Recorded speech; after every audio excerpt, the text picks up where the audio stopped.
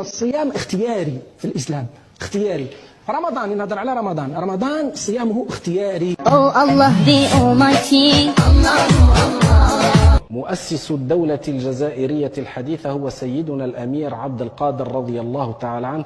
وعايزين نطمن بقى، الشغل عامل ايه؟ الحشيش تمام؟ تمام زي الفل يا سيدي الناس. الحمد لله. كي نرجعوا الى المنطقه اللي احنا منحدرين منها، لانه انا قلت لك احنا من سلاله الرسول صلى الله عليه وسلم. نعم، إنها المخدرات. ثم قال ماذا؟ لو كان الرسول عليه الصلاة والسلام حيا لهذا الزمن لا نزلت آية قرآنية على الرسول تقول تدعو المسلمين والمسلمات إلى استعمال المواقع التواصل الاجتماعي. لا مؤمن وداخل شغله. لا رأينا في القرآن الكريم يا أيها المسلمون والمسلمات استعملوا الفيسبوك والتويتر واليوتيوب وإلى غيره.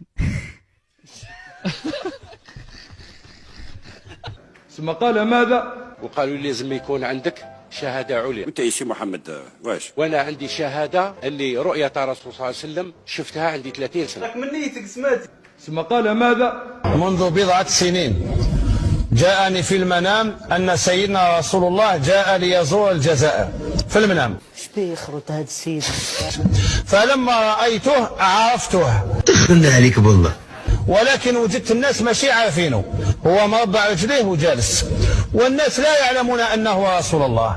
جيت من أمامه وابتسمت وابتسم إلي وجلست أمامه عليه الصلاة والسلام.